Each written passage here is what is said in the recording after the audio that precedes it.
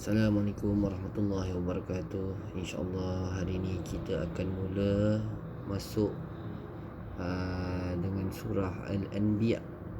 Al-Anbiya, surah Al-Anbiya, yakni Nabi-Nabi. Surah yang ke-21 terdiri daripada 120 ayat, diturunkan di Mekah. InsyaAllah, mari sama-sama.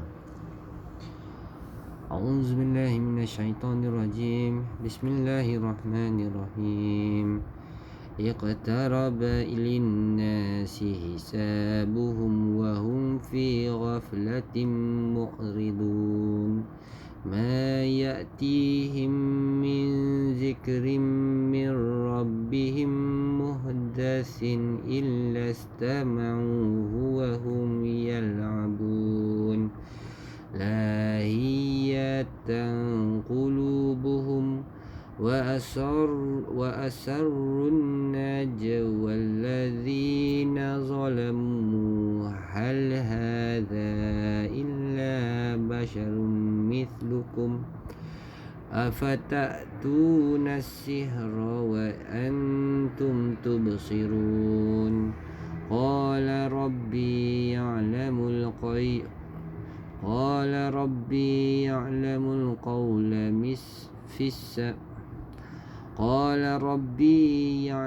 القول في السماء والأرض وهو السميع العليم بل قالوا أضغاث أحلام بل افتراه بل هو شاعر فليأتنا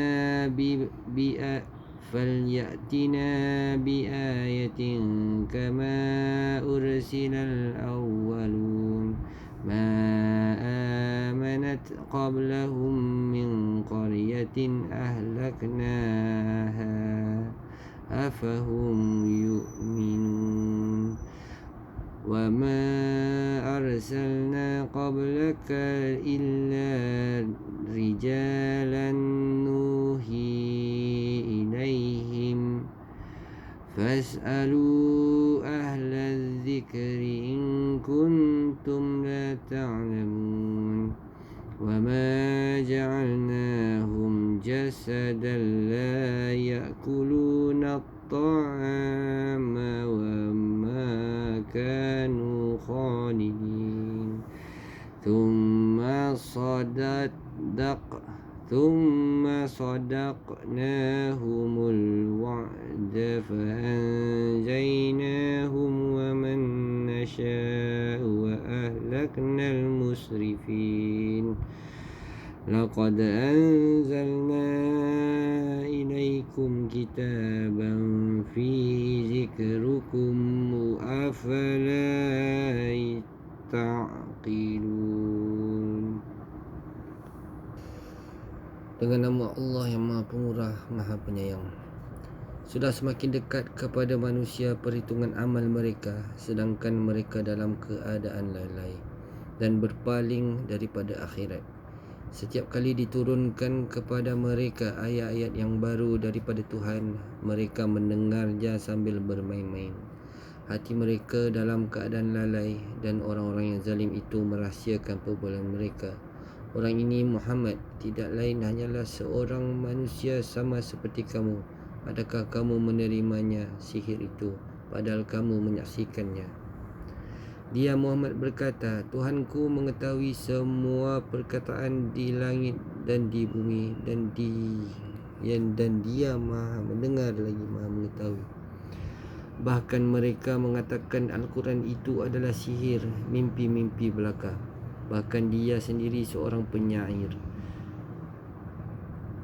Cubalah dia datangkan kepada kita suatu tanda bukti seperti mukjizat Rasul-Rasul yang diutus terdahulu penduduk suatu negeri sebelum mereka yang telah mereka binasakan. Mereka itu tidak beriman padahal telah kami kirimkan bukti. Adakah mereka akan beriman? Dan kami tidak mengutus Rasul-Rasul sebelum engkau Muhammad, melainkan beberapa orang lelaki yang kami beri wahyu kepada mereka. Maka tanyakanlah kepada orang yang berilmu jika kamu tidak mengetahui. Dan kami tidak menjadikan mereka rasul-rasul suatu tubuh yang tidak memakan makanan, dan mereka tidak hidup kekal.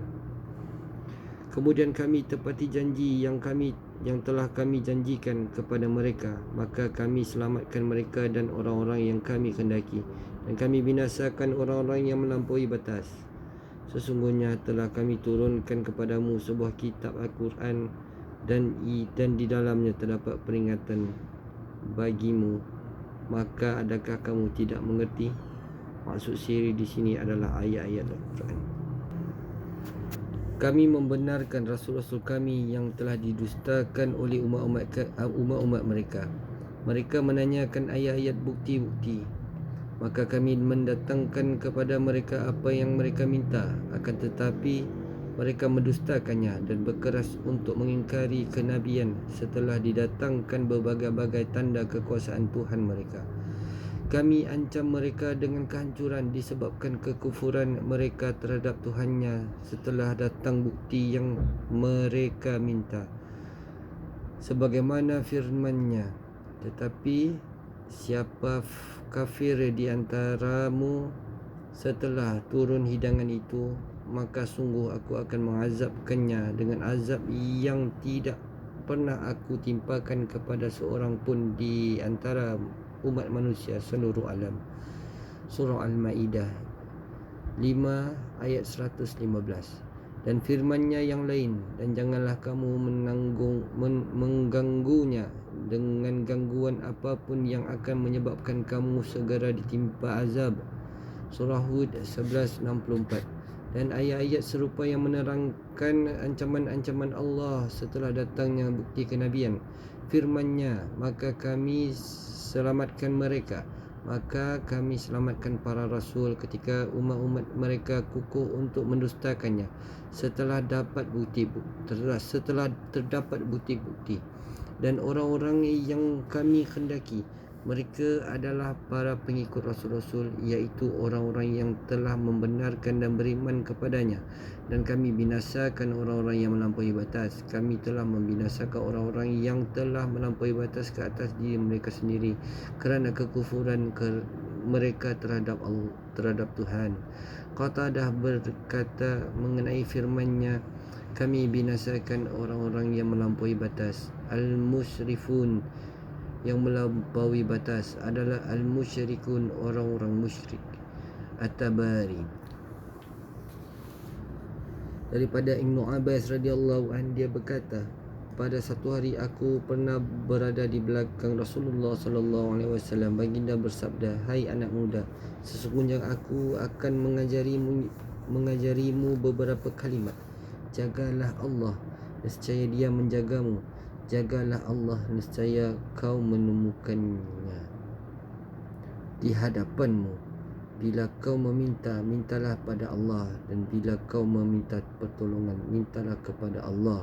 Ketahuilah, seandainya umat bersatu untuk memberimu manfaat, mereka tidak akan memberi apa-apa manfaat selain daripada yang telah ditakdirkan Allah untukmu. Dan seandainya mereka bersatu untuk membahayakanmu, mereka tidak akan membahayakanmu sama sekali kecuali yang telah ditakdirkan Allah padamu. Pena-pena telah diangkat dan lembaran-lembaran telah kering. Maksudnya takdir telah dicatat.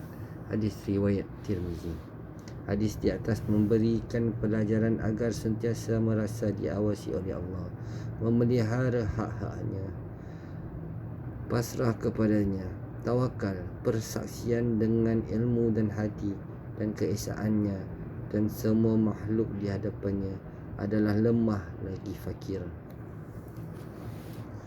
Daripada Amir bin Shu'aib, daripada bapanya, daripada datuknya, dia berkata, Rasulullah sallallahu alaihi wasallam bersabda, makanlah, minumlah, bersedekahlah, dan berpakaianlah dengan tidak merasa bangga dan sombong serta berlebih-lebihan. Hadis riwayat Ahmad. Daripada Anas radhiyallahu anhu, dia memarfu'kannya, Nabi sallallahu alaihi wasallam bersabda, Sesungguhnya Allah berfirman kepada seorang penduduk neraka yang paling ringan siksaannya, seandainya kamu memiliki sesuatu daripada kekayaan bumi, apakah kamu akan menggunakannya untuk menembus dirimu? Orang itu menjawab, ya. Lalu Allah berfirman, sungguh aku dahulu meminta daripadamu sesuatu yang lebih ringan daripada itu, tepatnya saat kamu berada di dalam perut ibumu, iaitu agar kamu tidak mempersekutukanku, namun kamu enggan dan tetap berbuat syirik. Hadis riwayat Bukhari Muslim. Sadaqallahul azim.